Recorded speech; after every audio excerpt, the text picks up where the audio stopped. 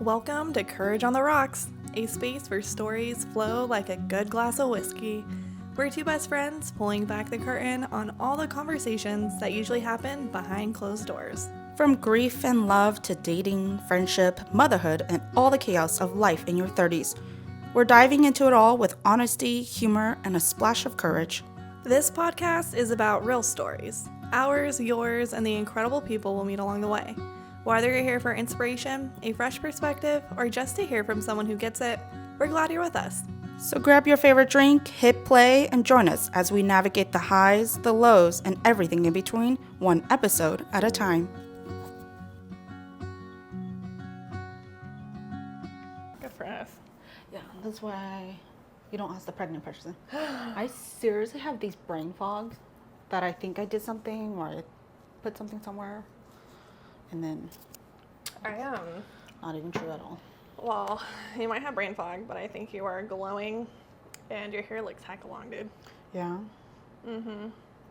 I think it helps that I haven't had any opportunity to go and get a cut. It looks good. Yeah. All right, welcome to Courage on the Rocks. Ooh. And our drinks are not on the rocks. No. They're lukewarm. No ice. Yours is to get ready for your Spartan race. Sure. And mine is because I'm pregnant and I need water. Pretty much.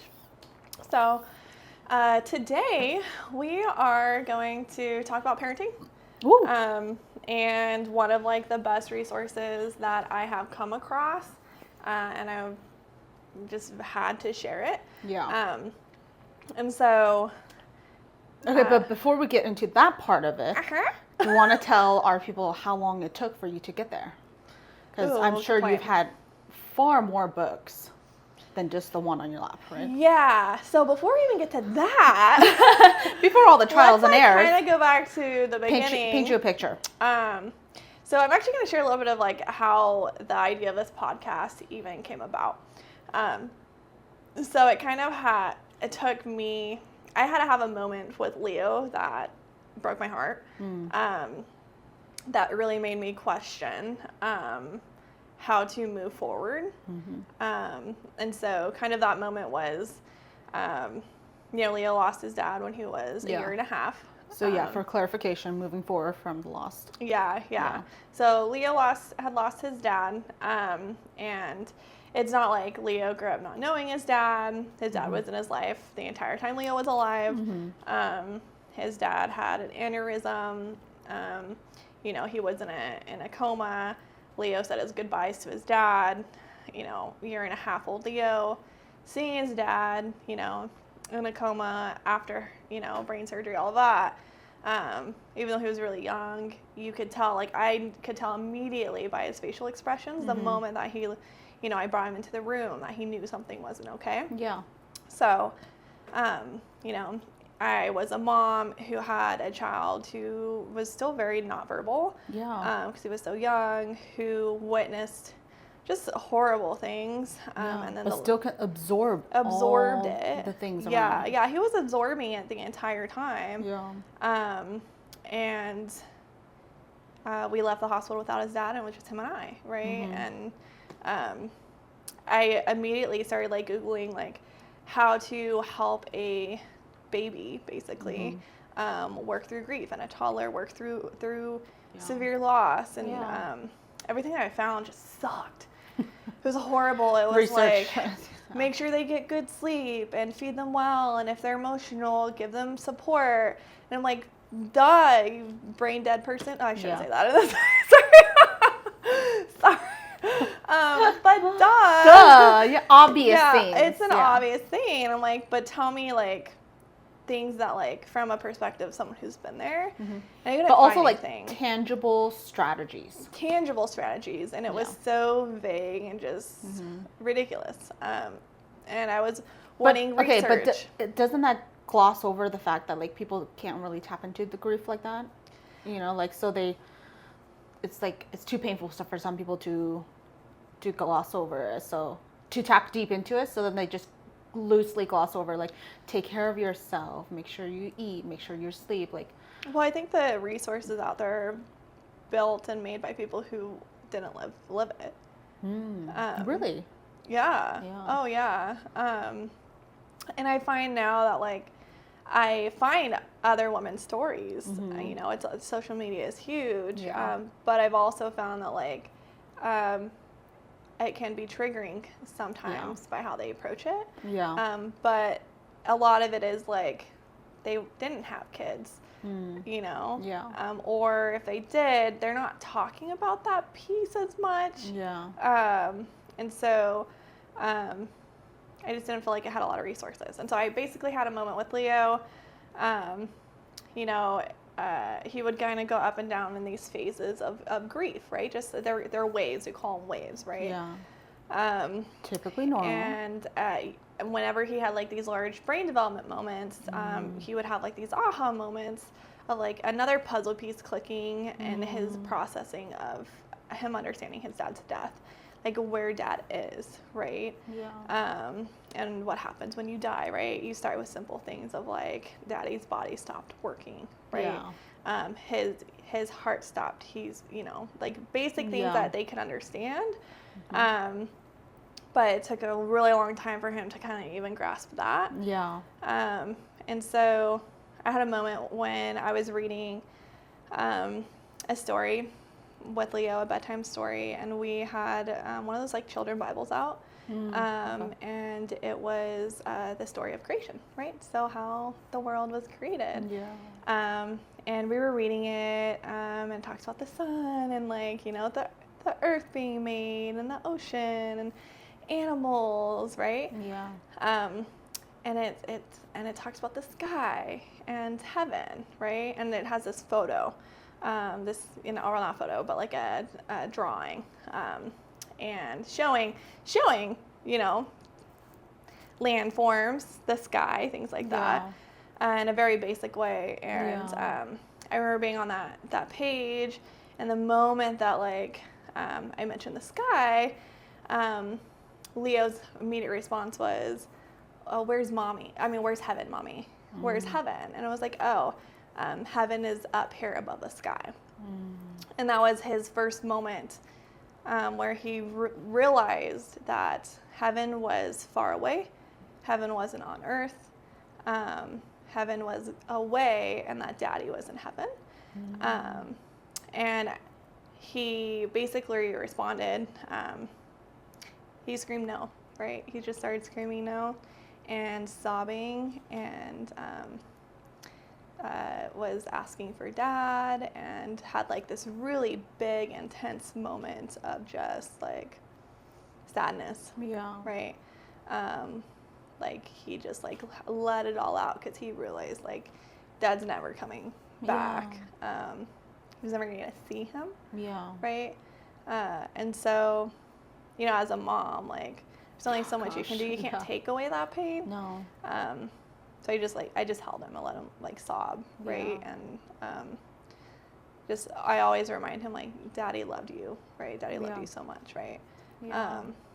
So I remember the next day I was driving into work, just really bothered by like, one, like I can't take that away from him, but two, like, how do you do this? Like, how do you, like, as a mom, right, raise a child who experienced grief so intensely, while also experiencing grief so intensely, being a widow, being a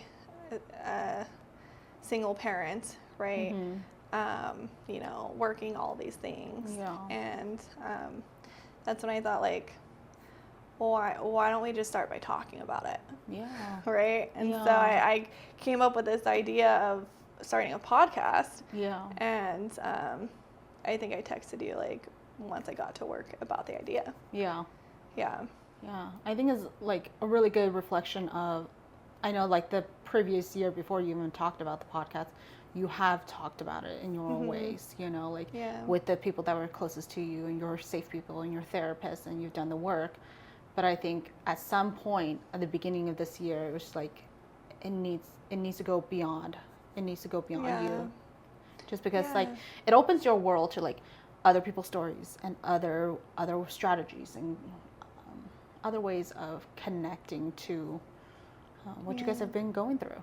you know? Yeah, and I find it like so helpful to find these tangible things of like, what can I say specifically that can help, right? What are things I can do to help? And like, I have a therapist, so like we're constantly talking about these things and taking new approaches. And you know, as we go through these waves, I'll have moments with Leo where it just feels like he like significantly regresses, and it can be almost traumatizing for me because it's so intense, and it breaks my heart, and I question how do I support him? Because it's your child. It's going through that pain. Going through that heartache. And it's mixed in with being a 3-year-old. Who everyone who has a toddler knows it's fucking hard. And they're so not rational and unpredictable and can be completely normal and then go insane in the next minute. And it's really hard. And so I think parents really struggle with their kids naturally with behaviors. How do you do it, right? Are you a fan of gentle parenting? Do you think gentle parenting is a load of shit, right? Do you feel like you need to be authoritative, right? There's so many different models of it. And I've been like just looking for something to help guide me in a direction and like be a resource for me. And so I would hit a couple rock bottoms with Leo, and the most recent rock bottom, I think I was expressing to you that I was really struggling, and you handed me a book, right? And the book, this one is called Good Inside, and it's by Dr. Becky. She's really big on social media. She titled her book Good Inside because it's that reminder that everybody is good inside, and your children are good inside even when they're not acting like it. But the reminder that they are good inside, and to remind them that they are good inside too. And it's a guide to becoming the parent you want to be. And so I really wanted to read this book. She had given me another one, and I attempted it. Well, not attempted. I read it, and it just was another book of crap. Just talked overview of research on different parenting styles. The data one? And data, but it didn't actually give me anything that I could use or incorporate. And then I found this one, and I'm not a good reader in the sense that, I'm really slow and I don't have the time. So I got to page 6 of this book. But I knew it was really, really impactful just by what I was able to read.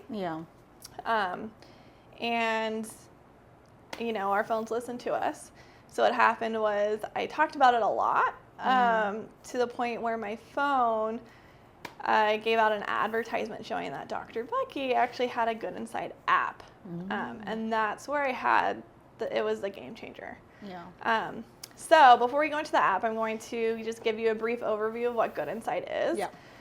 And I'm literally doing this for every single parent out there, because it is really, really hard, and most things I don't find effective.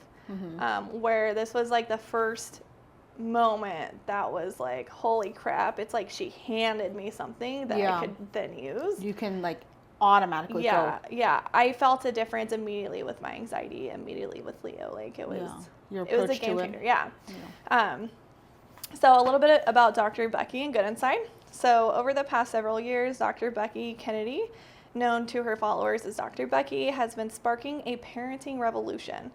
Millions of parents tired of following advice that either doesn't work or simply doesn't feel good have embraced her empowering and effective approach, a model that prioritizes connecting with kids over correcting them. So it's putting emotions first. From reward charts to timeouts, many popular parenting approaches are based on shaping behavior, not raising humans. These techniques don't build the skills kids need for life or account for their complex emotional needs. Add to that parents' complicated relationships with their own upbringings, it's easy to see why so many caretakers feel lost, burned out, and worried about failing their kids. Now, in Good Inside, Dr. Becky shares her parenting philosophy as well as actionable strategies that can help parents move from uncertainty and self-blame to confidence and sturdy leadership. offering perspective, shifting parenting principles, and troubleshooting for specific scenarios, including sibling rivalry, separation anxiety, tantrums, and more. Good Insight is a comprehensive resource for a generation of parents looking for a new way to raise their kids, while still setting them up for a lifetime of self-regulation, confidence, and resilience. Mm-hmm. So I love this because it's very much like emotion and person first. Mm-hmm. And Leo is extremely, he's got a lot of emotions. Yeah. And I feel like he was like that before his dad passed. Yeah. I feel like it's one of his like superpowers, honestly. Yeah. He's a very expressive kid. Yeah. And you add grief into that, and it's a lot, and it's can be consuming at times and scary for him. It can amplify those situations. It really does amplify. And so I actually downloaded the app, and it's an expensive app. Like, it's not affordable, I think, for a lot of people, and I got the 3-month version, and I still spent like, I think $80 just for 3 months. Just for 3 months. It was a few hundred to get a full year subscription, and I wanted to try it out. Yeah. But for like the average family, right? Like it's you're not gonna do it unless you're desperate. Yeah. The beauty about us and having a podcast is I can actually share information out without people having to buy it. Yeah. And I think there's strategies. Yeah, there's value in that. Yeah. So just to share about the app. So basically, the really cool part is that you have access to all this information. So if your child is struggling, there is a library that you can just search a topic in, and then it pulls up everything you could potentially need to know. She has videos on how to work through tantrums or specific things with your kid. She has an ask section, so you can put any questions that you have inside, and it'll pull up information that she has already preloaded, or you can plug it into a community, and you have thousands of parents who are supporting you through community.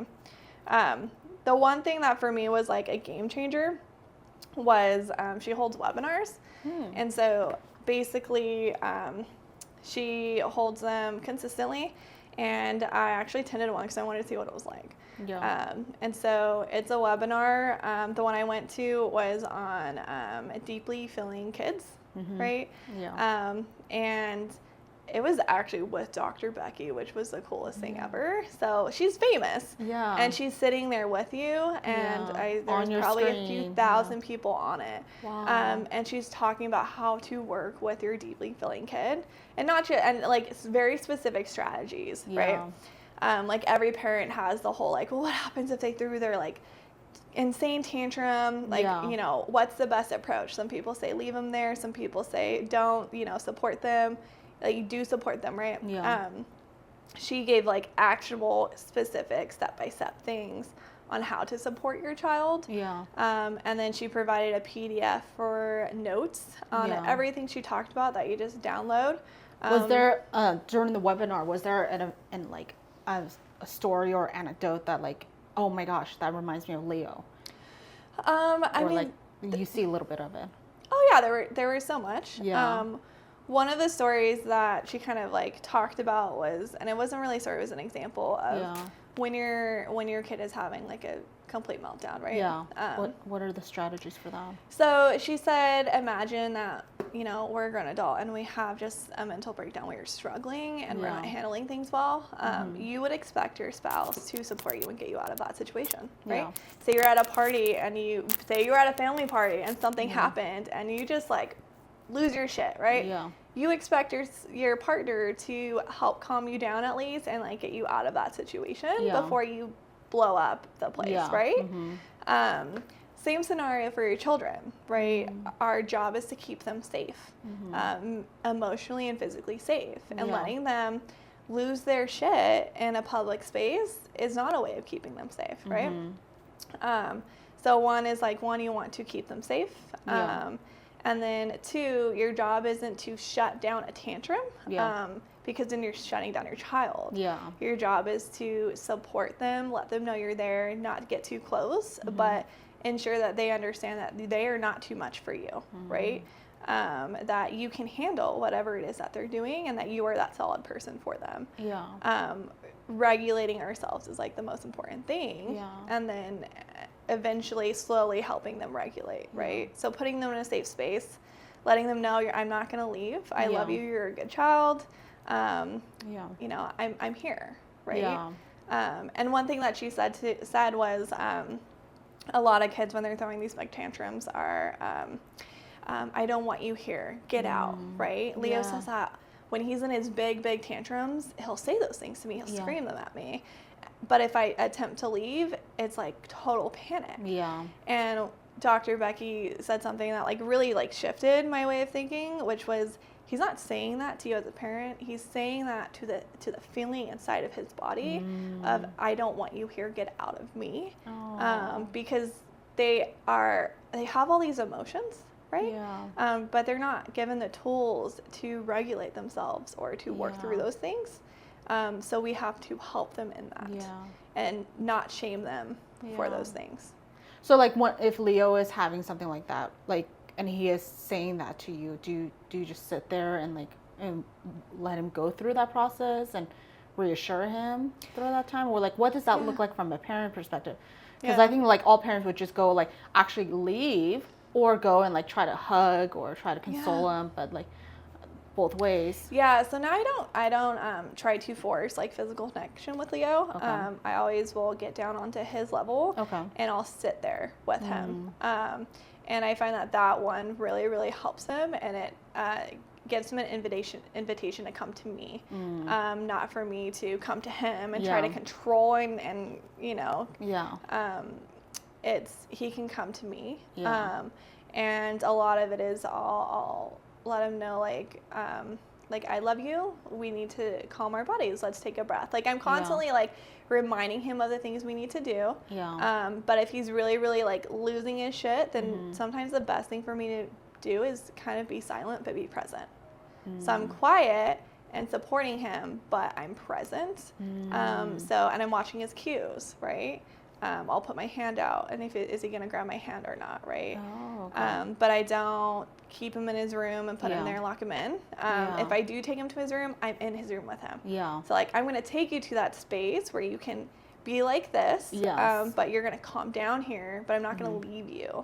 And I think that's really important for me is because his dad left, right? His grandmother left, right?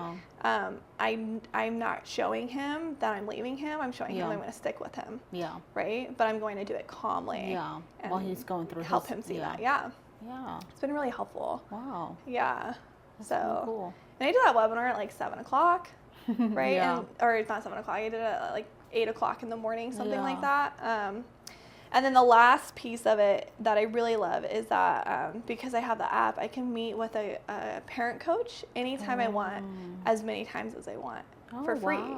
So it's a resource that I feel like is so tangible and needed. Have you ever used it since downloading the app? I haven't yet, but it's very much like in the back of my head of like, okay, if I have another really like hard moment with Leo, I know I can go immediately and schedule for a time that works for me the next day and talk it through with a parenting coach. Like, and it could be about any scenarios. Any scenario. Okay. It can be about anything parenting related. So like if a person who's unable to get the app, do you recommend the book? I do recommend the book. The app is built off the book. But I'm someone who can't find time to read. And I know I'm not going to read. So the app is amazing. The book is significantly cheaper. But it's not going to give you one-on-one access with anybody. And it's not going to give you like webinars, right? So it only goes as dense as the book. For some people though, right? I think it's a great start. And I think if you can't afford a book, if you can't afford the app, all you got to do is message us, right? You can DM us with a question you want to ask the app, and we can literally give you all the resources. So one of the things that I liked about the webinar was she was very clear, like, hey, don't gatekeep this. Like, share this out as much as you want. She wasn't there to profit from it and keep it, to herself. So I think that's something that we could do, because I know so many of our listeners are parents. So if there's a question, let us know, because we can dive deep into that, you know. And like, at what age would you say like this is the best support in? Because, you know, like I'm even like thinking about for me, you know, like is it look 1 year old to a, you know, a child who's a teenager, or is it just for a toddler age, or is it like, what do you think is the most beneficial age? I think from about 1, right, to like 18, honestly. Yeah. Right. I had parents on the webinar who had teenagers who were deeply feeling teenagers, but they shut down and didn't want to talk. Right. Yeah. Deeply feeling shows up in different ways, especially, you know, based off the age. Yeah. Adolescence years. Yeah. Huge. Adolescence, all of it. And it's also healing for the parent, because it doesn't ignore parent and their trauma and the things that we're struggling with, because your children bring to light those issues that you have, and it accounts for that, and that's what I love about it. Yeah, I really like that. I think that my only other question is something about this is like, you have done the work right now because you have been forced in a situation where like you're a single mom, right? But you will have another partner in your life in which this is going to be another resource of someone for you to bounce ideas and stuff. Yeah. Would you recommend your partner to have that as well, support system? Yeah, no, I really do, because if it's just one person, you're putting the weight on that one person to do that work, and not everyone doing the work. I really love that. After I attended my webinar, Parker immediately was like, "Oh, I really want to hear about what you learned." And then I forgot to tell him, and literally 3 weeks later, he literally was just like, "Hey, you forgot to tell me what you learned about that webinar. Like, I'd like to know so I can better help Leo, right?" So maybe you don't both need an app. Maybe you put an iPad that you guys share, whatever. But like, everyone being accountable. It's not just one person's job to be emotionally supportive and raise your child. It's both parents. Yeah. How would you tell your family members, like, because another thing is like family events, if your child's going through an emotional state, like how would you navigate that with like siblings and other aunt and uncles who are witnessing what your child's going through, and like how would you navigate that, like displaying, you know, I don't know. Just by setting the example. Right, you practice it, and then you're practicing it in front of them, and it becomes the norm. But like, it's just Leo and I, and or it's just Leo, Parker, and I, and so we set the norm. Right. But realistically, your kid, when they're going crazy or really, really struggling, they're not doing it without you. They're only doing it with you because you're their safest person, right? So you're the person who is always going to be that foundation of how to move forward or how to handle it. So if you can have the tools, then you're setting everyone up for success. Interesting. Wow. Yeah. So I highly recommend the Good Inside book. Especially if you're a reader, please definitely get it. If you're not a reader and you have the money, the app honestly is amazing. I look at it all the time. There's so much more to it than I even talked about. If you can't or don't want either, you're more than welcome to reach out to us, because I'm definitely going to be sharing more about it. Yeah. Very cool. Thanks for sharing. Thanks for joining, and have courage when parenting. All right. Bye. Thanks for tuning into Courage on the Rocks. Until next time, hold on to your courage, and we'll see you soon. Cheers!